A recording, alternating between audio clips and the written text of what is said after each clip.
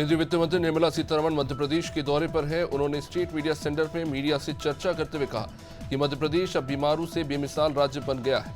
MP का progress और देश में एमपी का योगदान स्पष्ट तौर पर दिखता है। एमपी में चहुमुखी विकास हुआ।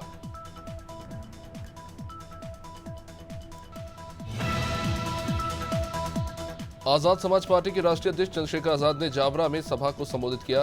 उन्होंने जावरा विधानसभा उम्मीदवार दिलावर खान का प्रचार किया। आजाद ने कहा कि युवाओं को रोजगार नहीं मिल रहे, महिलाओं पर अत्याचार हो रहे हैं। कांग्रेस और बीजेपी सिर्फ चुनाव के समय वोट मांगने आ जाते हैं। बीजेपी कांग्रेस को दलितों की याद सिर्फ चुनाव के समय ही आती है। मध्य प्रदेश में विधानसभा चुनाव को लेकर प्रचार अभियान तेजी से चल रहा है। जिले की सुर्खी विधानसभा क्षेत्र के बिलहरा में केंद्रीय रेल मंत्री अश्विनी वैष्णव और मंत्री गोपाल भार्गव ने भाजपा प्रत्याशी गोविंद सिंह राजपूत के समर्थन में जनसभा को संबोधित किया। उन्होंने इंडिया गठबंधन पर जमकर निशाना साधा और कहा कि जिस ग्रुप में कांग्रेस लालू केजरीवाल है उसका नाम घमंडिया गठबंधन है। पन्ना जिले के अजयगढ़ में अखिलेश यादव ने सपा प्रत्याशी महेंद्र पाल वर्मा के समर्थन में चुनावी सभा को संबोधित किया। इस दौरान सपा सुप्रीमो अखिलेश यादव मंच से कांग्रेस और बीजेपी पर जमकर बरसे। उन्होंने सामंतवाद और मनुवाद को खत्म कर पिछड़ा वर्ग को आगे बढ़ने की मतदाताओं से अपील की। इस दौरान सपा प्रत्याशी महेंद्र पाल वर्मा ने भी चुनावी सभा को संबोधित किया। भोपाल में कांग्रेस की राष्ट्रीय प्रवक्ता रागिनी नायक ने मध्य प्रदेश को बीमार प्रदेश बताया। उन्होंने कहा कि मध्य प्रदेश की स्वास्थ्य व्यवस्थाएं वेंटिलेटर पर है। प्रदेश में स्वास्थ्य व्यवस्था बेहाल है। 1000 व्यक्ति पर एक डॉक्टर होने की बजाय मध्य प्रदेश में 3400 व्यक्तियों पर एक डॉक्टर है। शिशु मृत्यु दर 49.2 पर पहुंच गया है। ग्रामीण अंचल में 97% डॉक्टरों के पद खाली है। मध्य प्रदेश की 230 विधानसभा सीटों पर 2533 उम्मीदवार मैदान में हैं। इनमें से 424 पर आपराधिक प्रकरण दर्ज है। ये जानकारी प्रत्याशियों के शपथ पत्र में सामने आई। इनमें कांग्रेस के 117, निर्दलीय 110, भाजपा के 61, आम आदमी पार्टी के 22, आजाद समाज पार्टी के 21, बहुजन समाजवादी पार्टी के 19 और समाजवादी पार्टी के 19 उम्मीदवार। मध्य प्रदेश में आमजन भले ही 17 नवंबर को वोट डालेंगे, लेकिन 80 साल से ज्यादा उम्र के बुजुर्ग और दिव्यांग मतदाताओं की वोटिंग शुरू हो गई है। इस बार घर पहुंचकर इनका मत लिया जा रहा है। ऐसे बुजुर्गों को आयोग ने होम वोटिंग की नई सुविधा दी है। वोटिंग के बाद ऐसे बीमार और बुजुर्ग मतदाताओं में अलग खुशी देखने को मिल रही है। 87 साल के डॉक्टर RK बिसारिया ने भी वोट किया।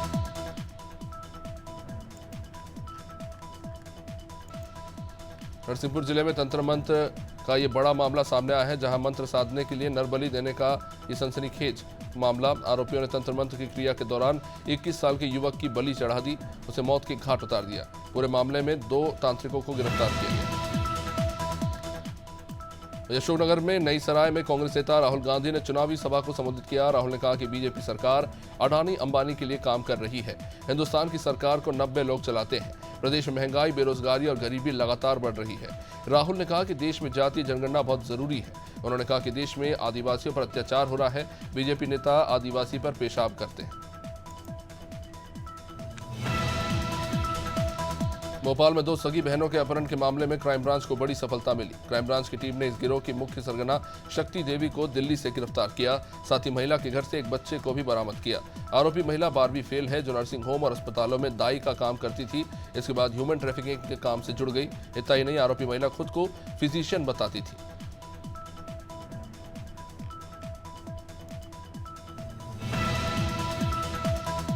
हरदा जिले के किसानों ने पर्याप्त बिजली नहीं मिलने के चलते विद्युत कार्यालय का घेराव कर दिया और बिजली नहीं मिलने पर चुनाव बहिष्कार की चेतावनी भी दे डाली। दरअसल किसानों का कहना है कि सोनतलाई फीडर से उन्हें मात्र 2 घंटे ही बिजली मिल रही है। इसके कारण वो खेतों की सिंचाई नहीं कर पा रहे और रबी की फसलों की बोनी का समय निकला जा रहा है। किसानों ने मांग की है कि उन्हें जामली फीडर से बिजली सप्लाई की जाए।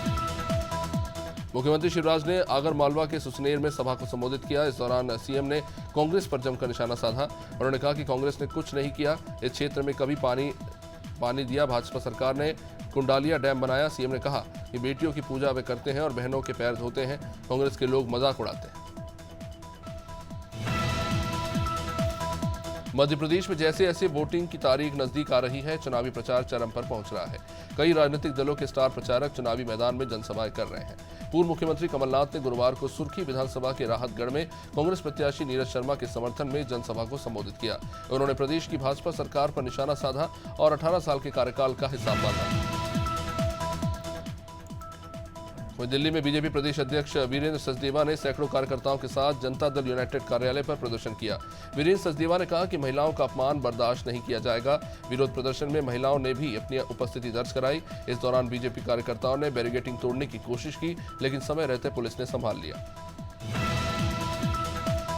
मध्य प्रदेश में विधानसभा चुनाव की सरगर्मियां तेज हो चली हैं। दतिया विधानसभा चुनाव में इस बार बसई गांव काफी चर्चा में है।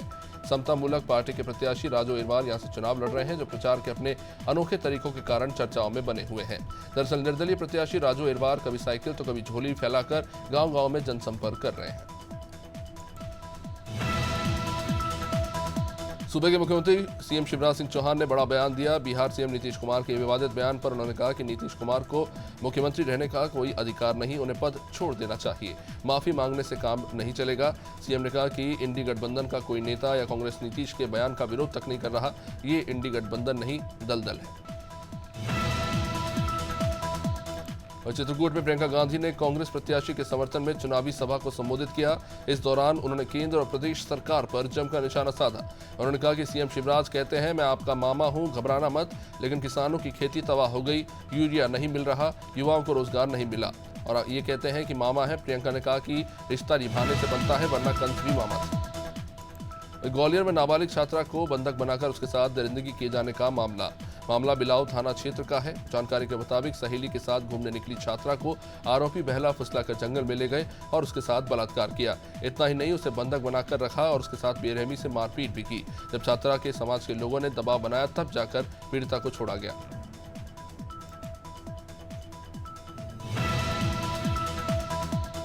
जनसंख्या नियंत्रण को लेकर नीतीश कुमार के बयान के खिलाफ बीजेपी ने दिल्ली में जनता दल यूनाइटेड कार्यालय के बाहर प्रदर्शन किया। बता दें कि बिहार विधानसभा में लड़कियों की शिक्षा के महत्व को समझाने के लिए सीएम नीतीश ने अपमानजनक भाषा का इस्तेमाल किया था। इसके बाद ये विवाद खड़ा हो गया है। जनता दल यूनाइटेड के कार्यालय को पुलिस ने भी चारों तरफ से बैरिकेडिंग कर रास्ता बंद कर दिया। इस पूरे क्षेत्र को छावनी में तब्दील कर दिया गया। हाट पिपलमा में भाजपा प्रत्याशी मनोज चौधरी के समर्थन में केंद्रीय मंत्री ज्योतिरादित्य सिंधिया ने सभा की। इस दौरान सिंधिया ने भाजपा को जिताने का संकल्प दिलाया। उन्होंने कहा कि कांग्रेस बिना इंजन की सरकार है। वे कहते हैं हमारी मोहब्बत की दुकान है, तो याद रखना उनकी मोहब्बत की दुकान में नफरत का सामान भी है। सिंधिया ने कांग्रेस पर तंज कसते हुए कहा कि कांग्रेस ने किसानों का कर्जा 10 दिन में माफ करने की बात की, पर ऐसा किया नहीं। सीहोर में सीएम शिवराज ने भाजपा प्रत्याशी सुदेश राय के समर्थन में सभा की और जिले की चारों सीटें जीतने का दावा कर दिया।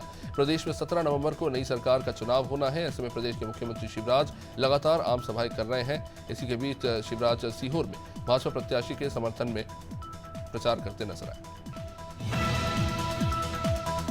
दिल्ली की हालत पिछले 10 दिनों से खराब है। प्रदूषण को लेकर दूसरे राज्यों से आने वाली ऐप बेस्ड टैक्सियों पर भी रोक लगा दी गई है। केजरीवाल सरकार ने बताया कि सुप्रीम कोर्ट के आदेश पर दिल्ली से बाहर रजिस्टर्ड ओला, उबर सहित ऐप बेस्ड दूसरी टैक्सियों की एंट्री पर बैन लगाया गया है।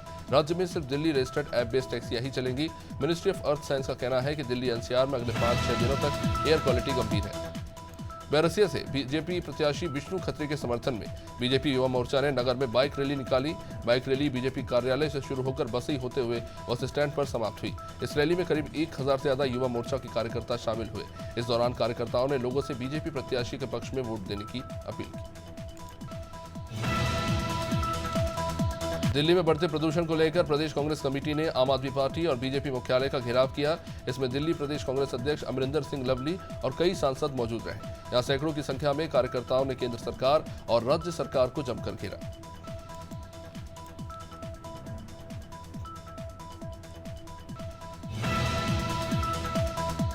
मुख्यमंत्री भूपेश बघेल ने महासमुंद में पत्रकारों से चर्चा की। मुख्यमंत्री ने प्रदेश में फिर से कांग्रेस की सरकार बनने का दावा किया। उन्होंने कहा कि कांग्रेस के चुनावी घोषणा पत्र में जो वादे किए हैं उन्हें पूरा किया जाएगा। केंद्र सरकार से महंगाई लेकर आई है। पेट्रोल, डीजल और खाद्य तेल के दाम लगातार बढ़ रहे हैं। मुख्यमंत्री ने कहा कि किसानों का कर्ज माफ किया जाएगा।